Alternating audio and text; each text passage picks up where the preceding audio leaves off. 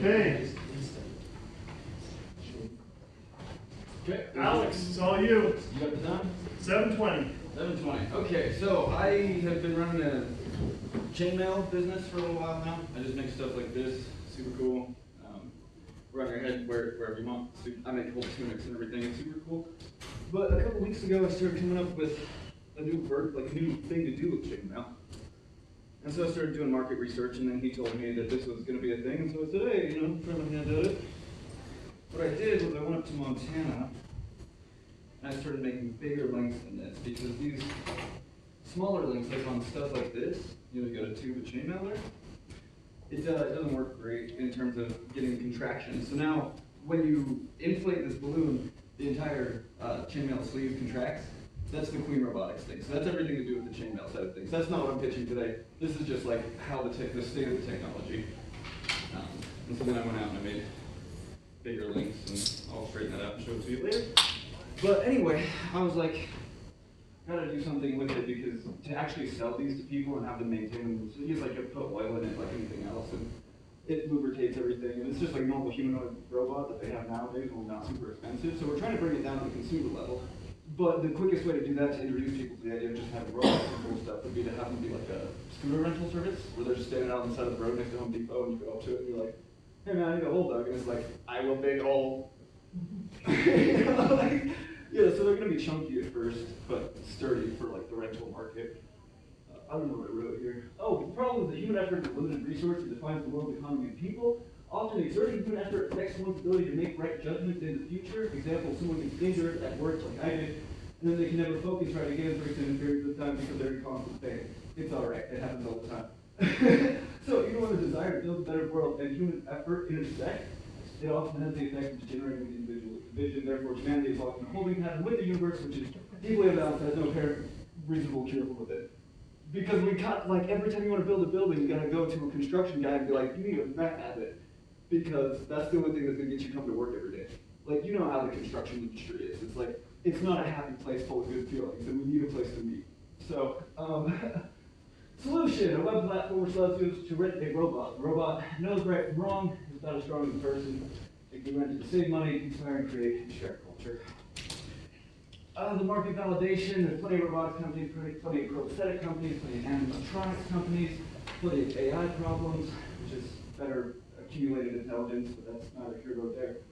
Scooter and e-bike rental services, parking lot at Home Depot, clearly there's a labor demand, and apps like, here's that picture. 10 million construction employees in the US in 2022.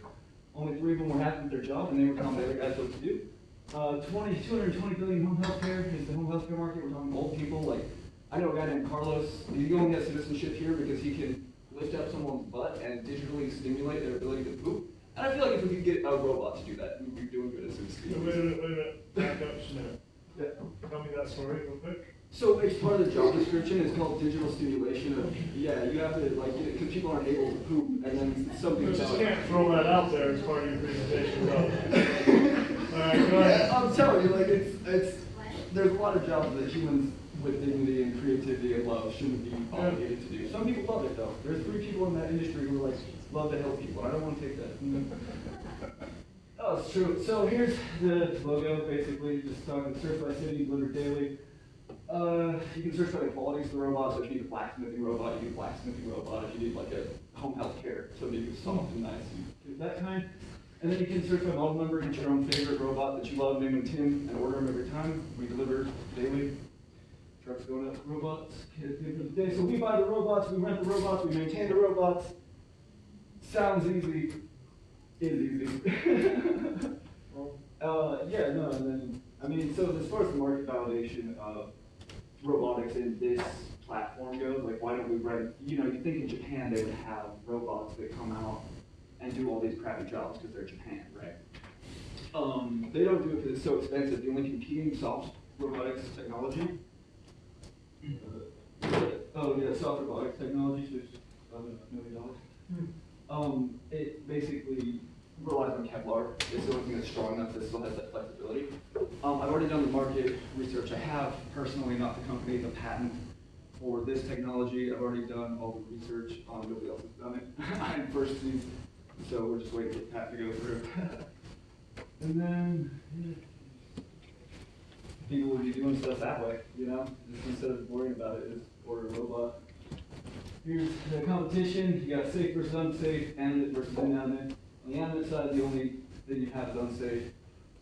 Robotic is going to do great. Anyway, I'm just rambling now, so any questions? Awesome, way to go. Yeah.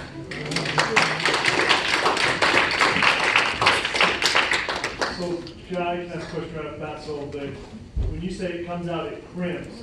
Crimp is like the term you're using for the task the robot. Yeah, get it done. So Get it's it not done. just, okay, Pop it got out, it. yeah, whatever it is. How much, when you're talking about research and development for robotics, it's an expensive proposition. I love the idea. You look at the labor market right now where you see that there are so many jobs that people don't want to do.